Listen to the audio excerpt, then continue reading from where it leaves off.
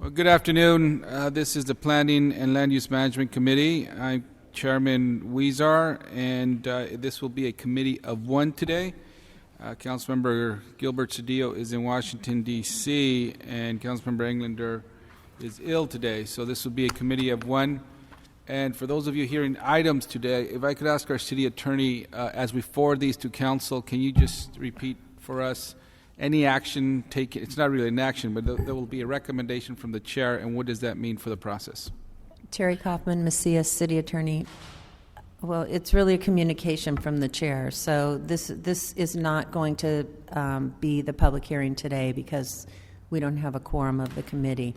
So the council, the full council, will have to hold the public hearing on these items. Okay, thank you. So with that, we can go to item number 5, please, and if you could read that into the record, please, CLA. Sure. Item 5 is Mr. LeGrand's weekly report. Mr. LeGrand. Good afternoon, Councilman. We've had a great week at the Planning Department. Things have been very busy. We've been working with the consultants on their work regarding the realignment of city services and looking at their draft reports that they've sent around the departments. We should probably have the report, depending upon the item heard at Budget and Finance yesterday, back to the City Council in early November to mid-November. So we look forward to moving forward on that work product.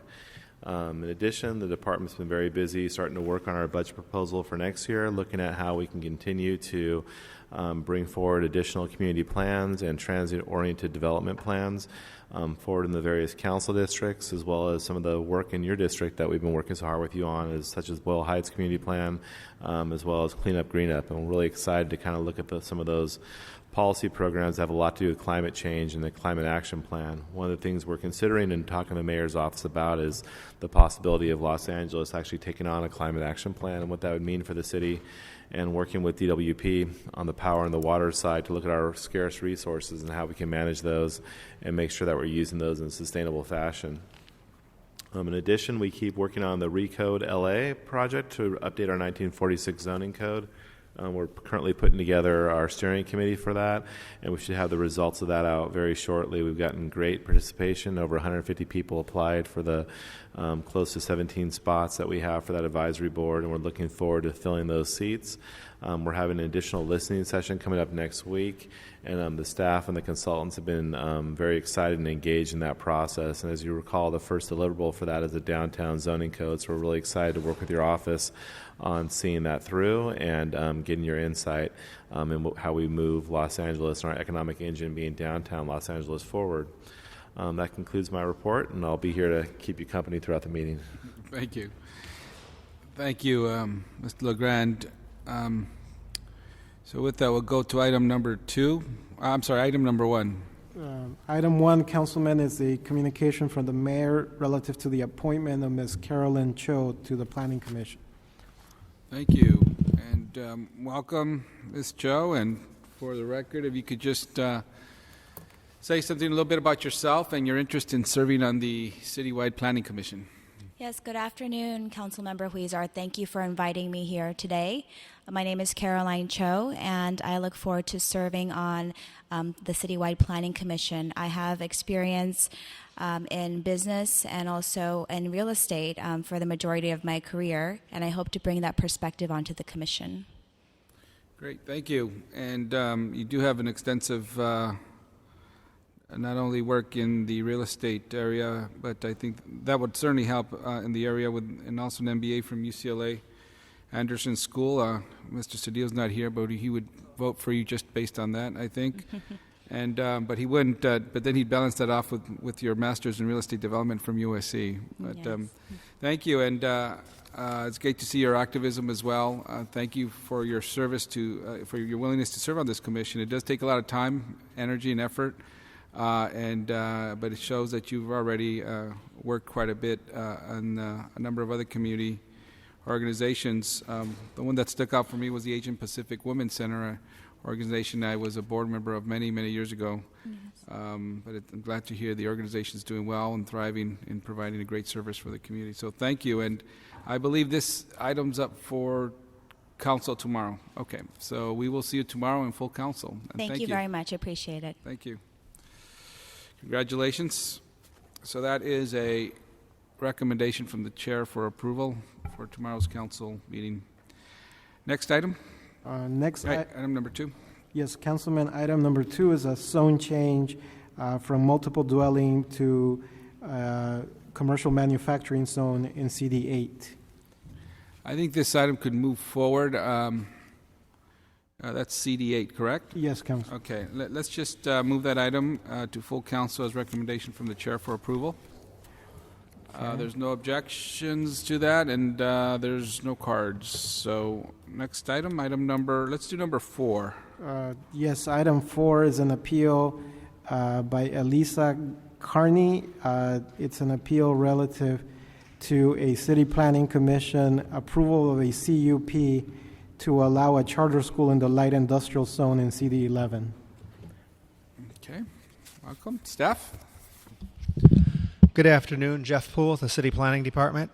This case involves a conditional use permit approved by the City Planning Commission on July 11, 2013 to permit the construction of a proposed new public charter middle school in the M2-1 zone within an existing 2-story, 21,125 square foot building with 36 on-site parking spaces on a 1.09 acre site.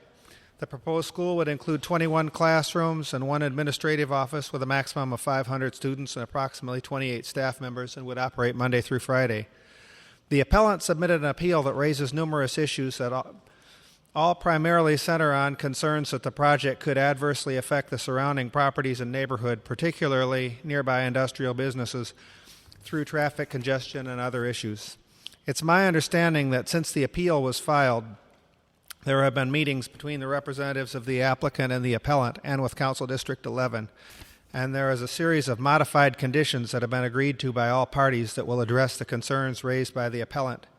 Planning staff has reviewed these modified conditions, and we believe they are consistent with the intent of the City Planning Commission, which was to approve a community-serving school use at this location, but subject to adequate conditions to protect the surrounding businesses and neighborhood from adverse impacts from traffic and other factors. The suggested modified conditions accomplish this, so the Department of City Planning recommends that the City Council partially grant the appeal to sustain the approval of the City Planning Commission, but modify the conditions of approval in accordance with the modified conditions submitted. Great, thank you. With that, why don't we call up the appellant, John Bowman. Mr. Bowman, Yes, good afternoon. Good afternoon. You have 5 minutes, and regular speakers on this item have 2 minutes. The appellants and the applicants have 5. So you have 5 minutes, sir. Only need 1 minute, thank you. Okay, thanks. Yes, John Bowman, I represent the appellants. With the additional and modified conditions that Mr. Poole referred to, the appellants have no objections to the approval of the project, and I would just like to thank Councilman Bonin's office, and particularly Tricia Keene, who did a great job in bringing the parties together and helping us get on the same page. Now, procedurally, in terms of the action that we're asking the Plum Committee to recommend and the Council to take, would be to grant the appeal in part to the extent that the additional and modified conditions are being approved, but otherwise to affirm the Planning Commission's decision. And with that, if you have any questions, I'll be happy to address them. Great, thank you. Thanks, sir. Thank you. Okay, so we have 2 applicant reps, Alex DeGood and Dan, is that Danny Moss?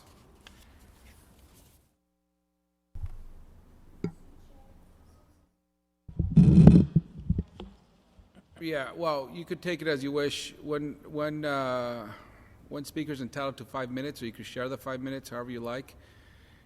If you want to strategize and make the most of it, I recommend one take 5, one take 2. But at this point, since it sounds like there's it sounds like you guys are heading in the right direction, I do as you wish. We're fine in that. First of all, my name is David Moss from Moss & Associates, a land use consultant, and my handwriting is atrocious. My apologies. And I'm here with Alex DeGood, the attorney for the applicant. We actually do not need anything close to 5 minutes. So we appreciate the explanation and the hard work by the appellant's attorney and the message that he has just delivered. We don't have a concern with the approach that he has suggested in terms of how to proceed through this recommendation step to the City Council. Green Dot, I'm here with Marco Petruzzi, who's the CEO of Green Dot. He certainly is able to address the committee today if needed, but he is truly appreciative of the work of the council office and the approach that the appellant has now taken to reach this settlement. We are in agreement with the 9 modified conditions that are being entered into the record, and we appreciate that this project appears that it's now going forward to the point of being able to pull building permits upon council approval, and that we'll be able to construct a local serving middle school for 3 grades that serve a significant geographic area. With that, we're here to answer questions that the committee has, and we appreciate the action of this board today. Great. Thank you.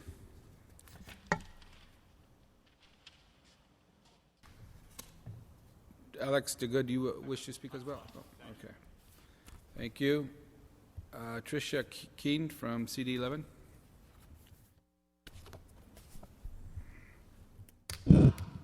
Good afternoon. I'm the Director of Planning for Councilman Mike Bonin. My name is Tricia Keene.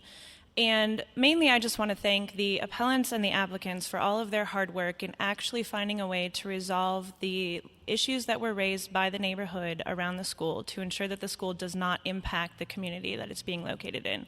We think this is a great project. We think with the modified conditions, it will be a good fit in that community, and we are supportive of it going forward and having the school open to serve the community. Thank you.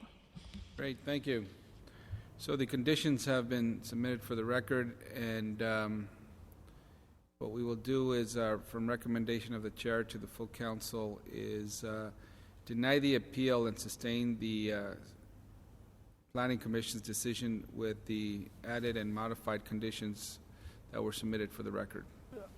And will that be the direction to the full council? I think, Councilman, was a grant in part with the modified conditions, and so it'll be a grant in part, deny in part. Okay, grant in part, deny in part. Yeah, that's right.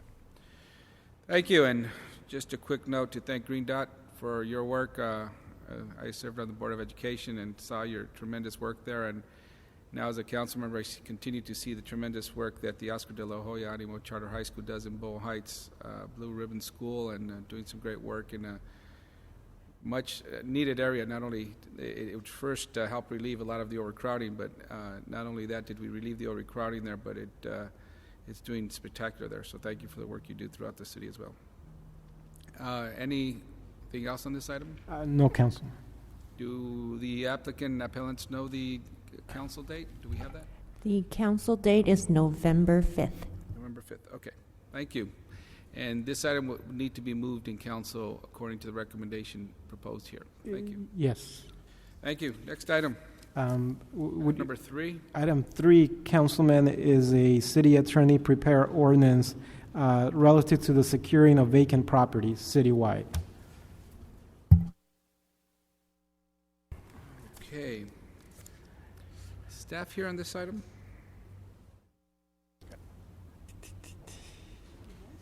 Any staff on item number 3?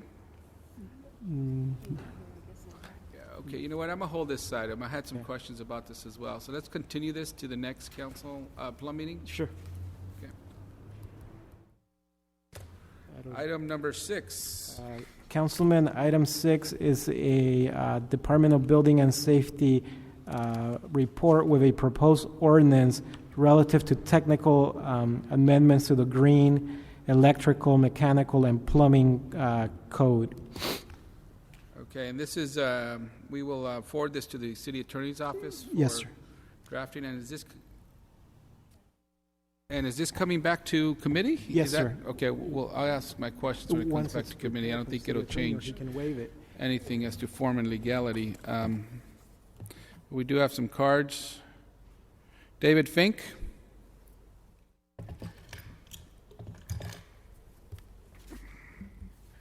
Good afternoon, David Fink with Climate Resolve. We're a nonprofit environmental group here in Los Angeles, and we are supportive of the proposal as it is now, and look forward to working with you and the rest of City Council to move it forward. Thank you. Great, thank you very much. Thank you for your input. So we'll have this item go to to the city attorney's office for drafting and check on form and legality and bring it back to Plum. Any other items? Public comment, Council. No public comment. This meeting is adjourned. Thank you.